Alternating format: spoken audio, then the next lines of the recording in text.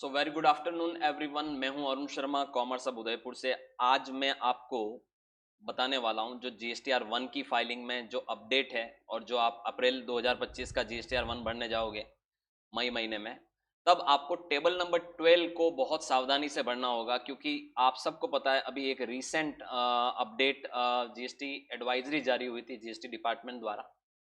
Table number 12 के ऊपर इस टॉपिक पर मैं पहले ऑलरेडी वीडियो बना चुका हूं। तो जो जीएसटी न्यू अपडेट्स हैं 2025 के, जिन जिन में आपको फाइलिंग के वक्त ध्यान रखना है 1 और 3B की, उस पर मेरी ऑलरेडी एक वीडियो आ चुकी है। लेकिन आज मैं पर्टिकुलर इस टेबल पर जो एचएसएन वाइज आपको डिटेल्स डालनी होगी अपने जीएसटीआर 1 भरने में या 1A भरने में टेबल नंबर 12 में। तो जैसा कि आप सबको पता होना चाहिए कि जब आप जीएसटी रिटर्न फाइल करते हैं तो टोटल ये जो टेबल्स होती है इनमें एक बहुत महत्वपूर्ण टेबल होती है एचएसएन वाइज समरी डालने की। और अभी तक भी मैं आपको बता दूं, जीएसटी डिपार्टमेंट ने यहां पर ये रिलीज जारी करके ये तो बता दिया है कि आप जब अप्रैल 2025 का रिटर्न फाइल करेंगे जीएसटीआर 1 मई महीने में, तब आपको ये जीएसटीआर 1 में टेबल नंबर 12 जो है वो दो टेबल में बाइफरकेटेड नजर आएगी। B2B अलग से एक पॉपअप लिस्ट आएगी और B2C के लिए अलग से आएगी। और आपको B2B की जो सप्लाई है वो एचएसएन डिटेल अलग से देनी पड़ेगी उस लिस्ट में, और B2C में अलग से देनी पड़ेगी। और सबसे खास बात कि मैन्युअल एंट्री एचएसएन की अब पॉसिबल नहीं होगी और आपको ड्रॉप डाउन लिस्ट से ही एचएसएन करेक्टली चूज करना होगा। तो ये एडवाइजरी जीएसटी डिपार्टमेंट ने रिसेंटली 11 अप्रैल को जारी किया था। और इससे रिलेटेड आपको मैं ये भी बता दूं, जनवरी में ऑलरेडी एक एडवाइजरी आ चुकी थी और वो एडवाइजरी भी मैं ओपन कर रखी मैंने। यहां पर आप देख सकते हैं इन्होंने उसको क्लियर किया था कि जब आप टेबल नंबर 12 में आप जब डेटा डालेंगे अपना एचएसएन डिटेल, तो वहां पर आपको दो टेबल नजर आएगी या दो टैब्स नजर आएगी। B2B सप्लाई के लिए अलग टैब होगा, B2C सप्लाई के लिए अलग टैब होगा। और आपको B2B की सारी एचएसएन समरी अलग डालनी पड़ेगी और B2C की सारी अलग डालनी पड़ेगी। और इसके लिए डिपार्टमेंट ने एक एचएसएन कोड लिस्ट डाउनलोड करने की फैसिलिटी भी आपको दी है, जहां पर आप एक्सेल में जाके सेपरेट कर सकते हो उन एचएसएन और एसएससी डिटेल को। लेकिन अब मैं आपको बताऊं कि ये जो चीजें हैं, ये चीजें अभी डिपार्टमेंट ने बता दिया है कि ये अप्रैल 2025 से ही एप्लीकेबल हो रही है, यानी आप जब मई में अप्रैल का रिटर्न फाइल करोगे तो आपके सामने आएगी। लेकिन अभी भी मैंने आज अप्रैल का ही जीएसटीआर 1 ओपन कर रखा है और इसमें अभी तक ये अपडेट नहीं हुआ है। तो मैं जैसे आज 21 तारीख को मैंने अपडेट यहां पर मैंने ओपन किया, आपके सामने आप देख सकते हैं एचएसएन वैसा ही दिख रहा है ये टेबल जैसा आपको पहले भी दिखता था। लेकिन ये आप मान के चलिए ये महीना खत्म होते ही आपके जीएसटीआर 1 के फॉर्मेट में बदलाव होगा, टेबल नंबर 12 में आपको बदलाव देखने को मिलेगा और यहां पर B2B और B2C वाइज आपको डेटा डालना होगा। अब आप समझिए, ये जो लोग टैली से यूज करते हैं, टैली यूज करते हैं और टैली से अपनी रिटर्न फाइलिंग कर रहे हैं, तो आज की इस क्लास में मैं आपको बताने वाला हूं कि टैली किस तरीके से मदद करेगा। देखिए, जीएसटी पोर्टल पे तो अभी तक ये चीज अपडेट नहीं हुई है, लेकिन टैली ने अपने आप को अपडेट कर दिया। अगर आपके पास लाइसेंस सॉफ्टवेयर है टैली प्राइम 6.0 का, और अगर आपने अपना नया अपडेट कर लिया है अपने सॉफ्टवेयर को, तो टैली इस ऑप्शन को आपको करके दे देगा। चलिए मैं आपको पहले आपको ये बता दूं टैली में कि जैसे मेरे पास एक कंपनी है मान लो, और ये मैंने अप्रैल 2025 ओपन कर रखा है, ठीक है।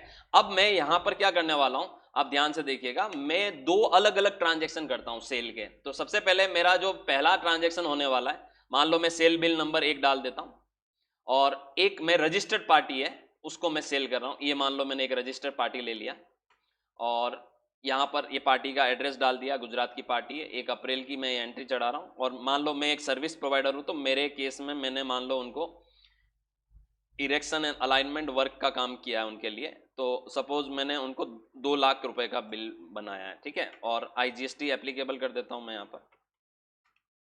ये मेरी सेल B2B की, याद रखिएगा, ठीक है। तो आपने ये एंट्री सेव कर देनी है। फिर आपने एक एंट्री करनी है B2C में। तो जैसे मान लो मैं एक एंट्री B2C में कर देता हूं, ठीक है। तो B2C में मान लो मैं यहां पर कोई पार्टी है जिसने मुझे डायरेक्ट कैश में पेमेंट किया, सॉरी अकाउंट में पेमेंट किया, तो ये अकाउंट में आ गया। पार्टी का नाम मान लो मैं यहां पर ले लेता हूं नीरज नीरज जी, ठीक है। और ये बिहार से है, तो मैंने यहाँ नीरज जी बिहार लिख दिया, और ये बिहार से ही है, अनरजिस्टर्ड पर्सन है। तो मैं यहाँ पर इनको भी मैंने वही सेम सर्विस दी, लेकिन मेरा अब की बार जो इनका बिल था वो कम वैल्यू का था, 50,000 का था। तो आप देखिए 2 लाख रुपए की B2B में सप्लाई की और 50,000 की मैंने B2C में सप्लाई की, ठीक है। अब आप समझिए, जैसे मैंने ये कर दिया, अब आप बाहर निकलिए बिल्कुल, और आप जैसे आपने दो बिल, मैं एग्जांपल बता रहा हूं, ध्यान से देखिएगा।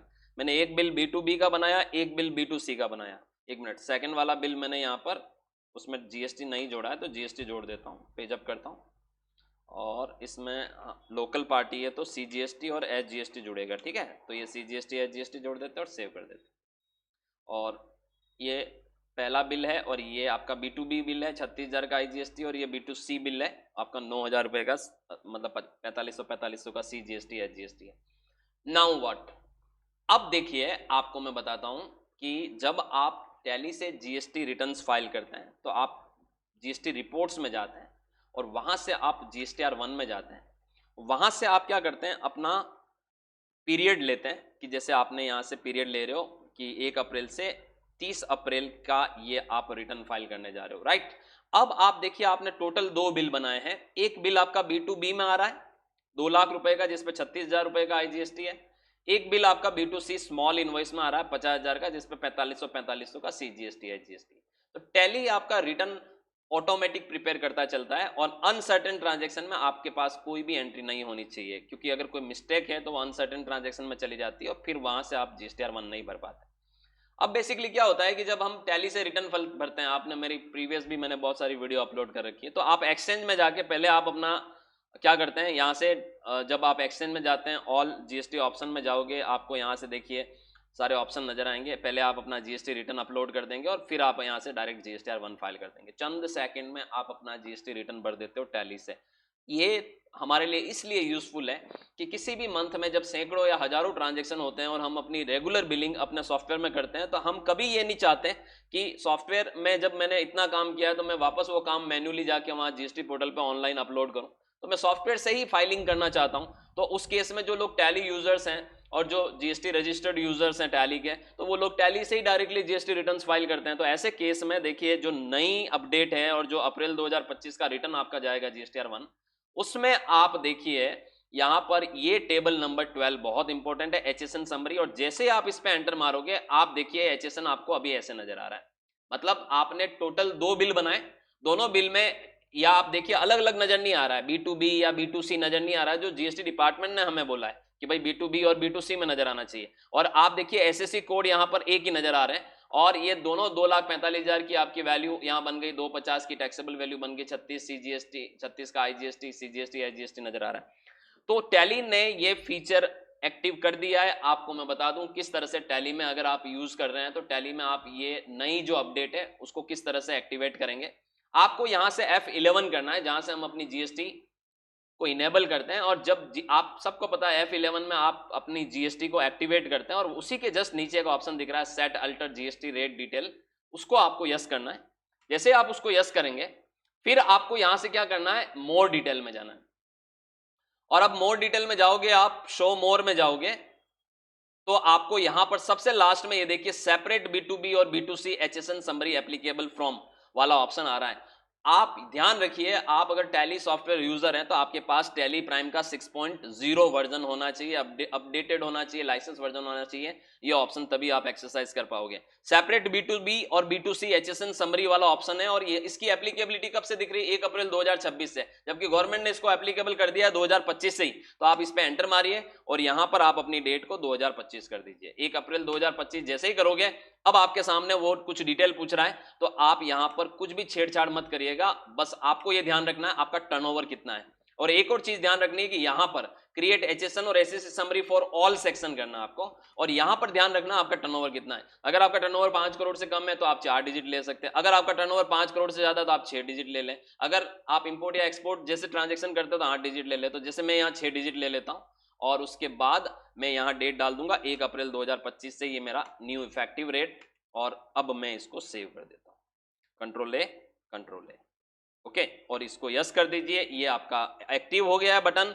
और अब अगर आप अपना GST, ये देखिए GSTR1 में आया हूं मैं, और मैंने ये F2 करके अप्रैल लेना है कि 1 अप्रैल 2025 से 30 अप्रैल 2025। और अब अगर आप देखिए आपकी टेबल नंबर 12 देखेंगे, तो ऑटोमेटिक ही आपकी टेबल नंबर 12 जो है वो B2B और B2C सप्लाई अलग अलग नजर आएगी।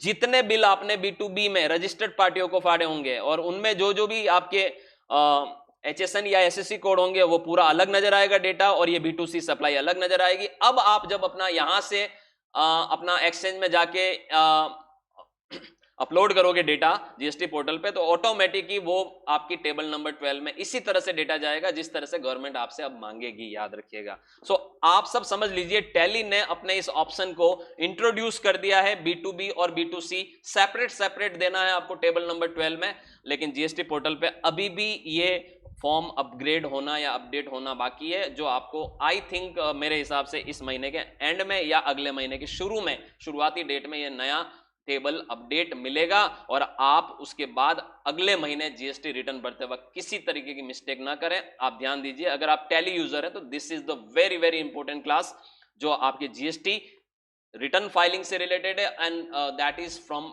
एप्लीकेबल फ्रॉम 1 अप्रैल 2025, यानी अप्रैल का जीएसटीआर 1 समझदारी से और ध्यानपूर्वक भरें। आई होप आपको ये वीडियो अच्छी लगी होगी। अगर आप मेरी वीडियो लगातार देख रहे हैं तो मैं आपसे यही रिक्वेस्ट करूंगा कि आप पिछली सारी वीडियो भी देखें, GSTR 1 filing, 3B filing, annual compliances और इनकम टैक्स वगैरह से रिलेटेड, टीडीएस टीसीएस से रिलेटेड और बैलेंस शीट फाइनलाइजेशन, ऑडिट से रिलेटेड जितने भी अभी तक की वीडियो हैं आप उनको देखिए, आपका नॉलेज घर बैठे बढ़ेगा। Thank you so much. Practical courses के लिए आप ज्वाइन कर सकते हैं कॉमर्स हब की एप्लीकेशन को डाउनलोड करिए और ऑनलाइन कोर्सेज को। धन्यवाद।